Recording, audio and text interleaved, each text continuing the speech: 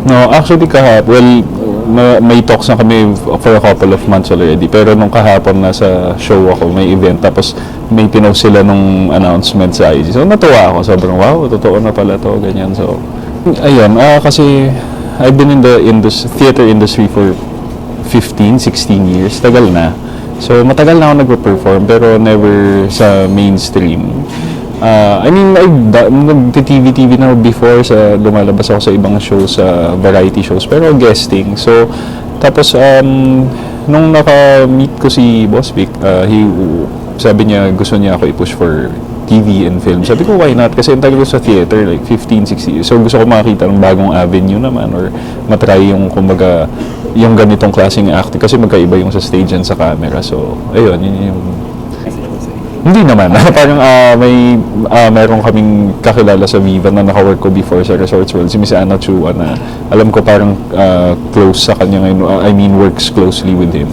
Tapos, sinet up kami ng meetings, ni-recommend niya. Tapos, yun, maganda naman yung talks about it. So, sabi ko, why not? Yes, I'd love to do it. Yan. So, na po na Viva artist po kayo, how do you think what kind of artist do you want Viva to hone you in? Gusto ko, yun nga, kasi yung sinabi ni Boss Vic, sabi niya, ang tagal mo na sa theater and you're a singer ever since. Sabi niya, parang pero sa totoo lang, sa ngayon nakikita kita more as an actor. Sabi ko, yes, Boss Vic, thank you. Kasi, I mean, talagang ever since, diba, musical theater ang forte ko. So, it's always been acting, dancing, and singing. So, pero mas more nag-lean ako towards sa singing eh. Kasi, aside from theater, matagal na rin ako sa events industry and concerts.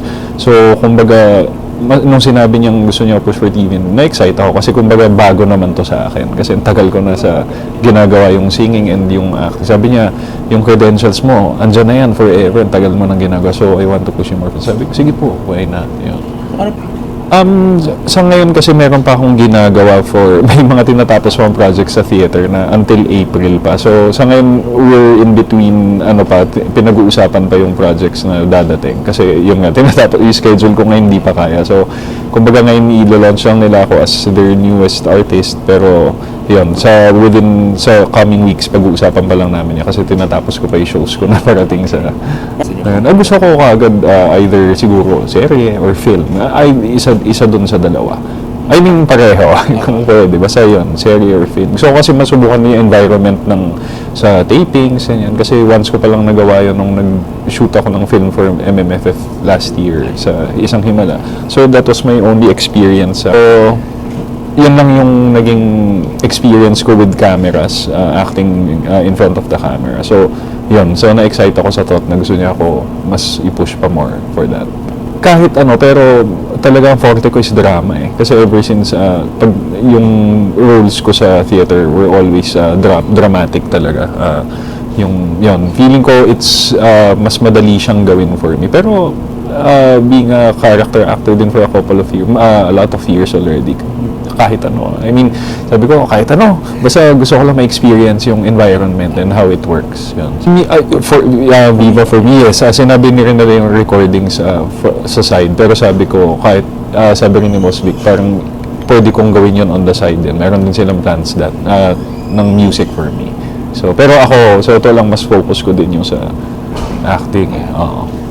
Honestly, wala specifically eh. Pero sa theater, sa Broadway, meron ako mga specific na mga ina-idolize like Ramin Karimloo, Iranian-Canadian na tagal na niya sa Broadway. Isa kasi siya sa mga, kumbaga, nag-break ng barriers when it comes to roles. Kasi pag makita mo siya, he looks Iranian. Pero ginawa niyang roles na lahat ng major na alam mo, like Phantom of the Opera, Valjean. Kung imagine mo, Valjean, usually Caucasian looking, pero yun, nagawa na rin niya. Jekyll and Hyde, lahat ng major roles. Ganun siya kagaling. So, yun, ever since siya ina-idolize ko talaga. Tapos sa local naman, lahat marami talaga. Pero, honestly, mas naglilin ako towards kasi nunood ng stage musicals eh. So, kaya, yun lang yung specific na mapapangalan ko sa ngayon. So, parang chameleon po siya na...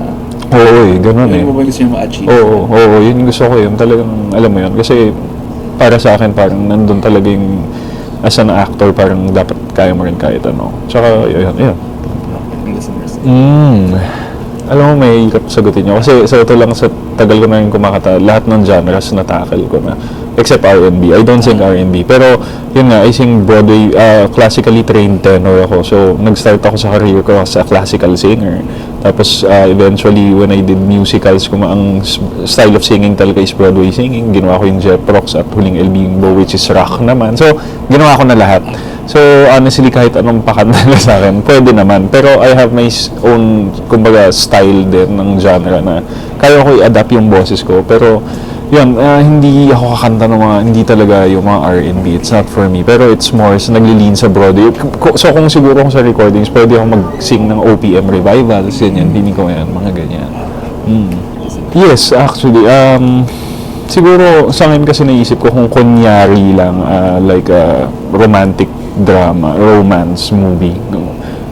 Si, like, Nadine Lustre, or maybe Christine Reyes and Ann Curtis. Yan. Kasi sila yung mga talagang, maraming established artists ng Viva. Pero ngayon yung pumapasok ko, kasi yun ang the spot mo. Yung pumapasok lang sa isip ko, tsaka yung mga may recent na movies na ganon, theme. So yung ganon, kasi gusto ko kung paano gagawin yun sa camera. Sa theater kasi ibang-iba eh. So sa camera parang iba yung talagang mas intimate ba yung setting. So yun, ganon.